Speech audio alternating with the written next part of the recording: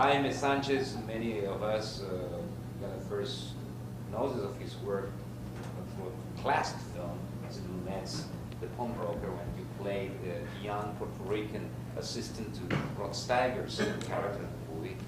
And so your work as an actor spanned over more than 4 decades, over 4 decades, and you've been able to see and participate of the Hispanic film industry of this time.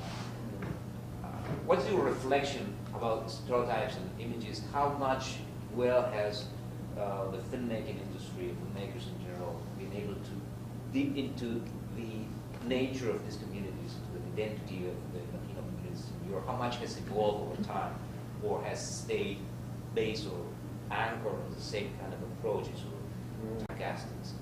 I think now it's much better now. The Hispanics and Puerto Ricans are playing.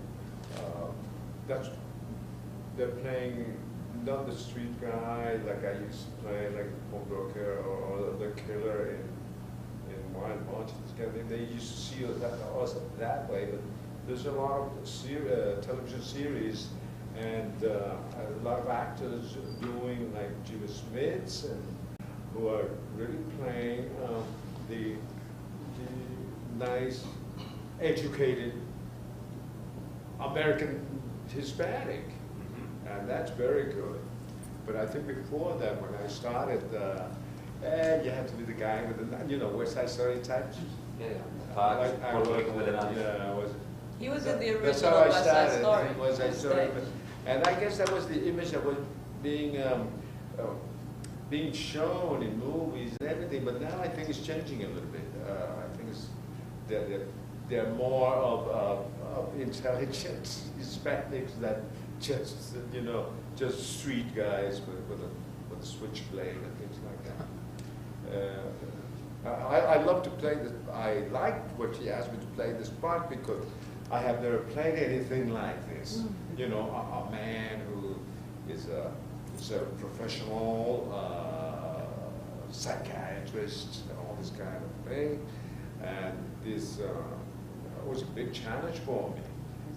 I started, I did whatever she told me to do, and I didn't know what the whole thing was about, but I listened and she said, well, do it this way, do it that way, be quiet now, just look like this.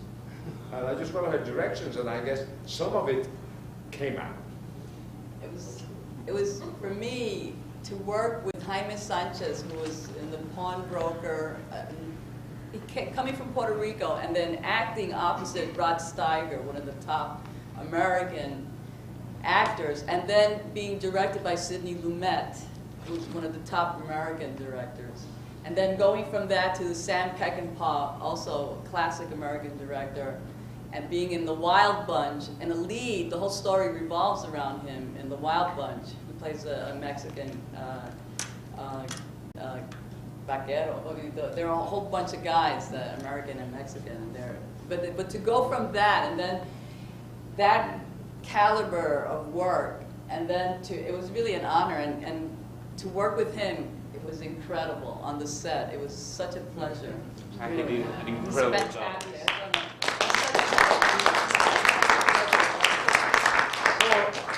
Any questions in the audience? Anything? I think that's La Bruja. Oh, well, welcome.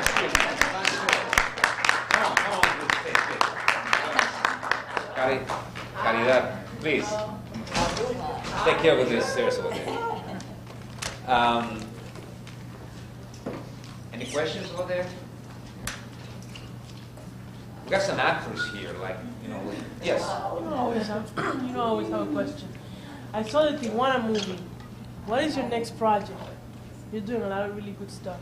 Well, actually, I'm working on the lower version because I guess just 3M. It's the story of 3 Latino youths coming of age in a city going up in flames. That's like the log line, and it takes place in the Bronx. That's the BX, and the 3M is Maria, Michael, and Mona, and it's like 3 separate stories of teenagers in the Bronx, like during the late 70s, early 80s, and it sort of looks at when the whole community was devastated, and how these people, these kids struggle, their friends and also boyfriend, girlfriend, how they sort of overcome their circumstances.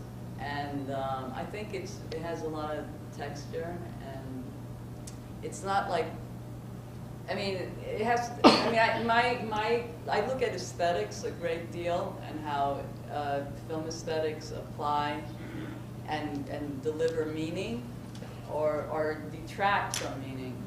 And so the film is like a different style. It's like more like social realism, like this, the realism and naturalism that we're used to in film.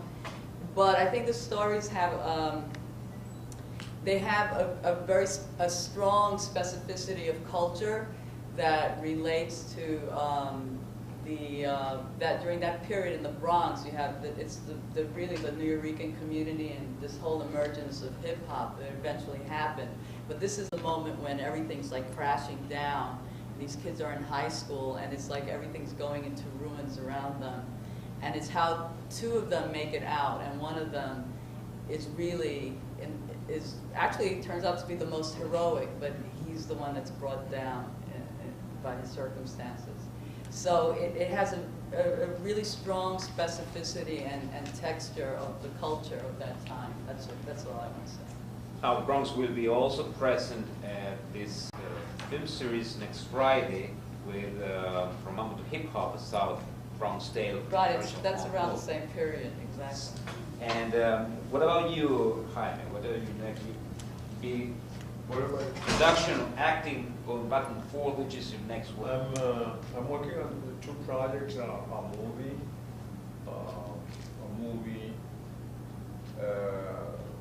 feature film, and I'm working on writing my Memoirs? memoirs. Yeah, that's very sure. Memoirs, because I started like in West Side Story in 1957, how I came to New York to be an actor, all the jobs I had to do, working nights and studying during the daytime and working at nights at Howard Johnson. All that kind of thing, how it all happened and how did it start that I wanted to be in this world of performing. And it is a memoir. Yeah, I'd like to know how you wound up in Hollywood. Acting opposite Rod Steiger and like William Holden and Ernest Borgnine. I'd like to know that.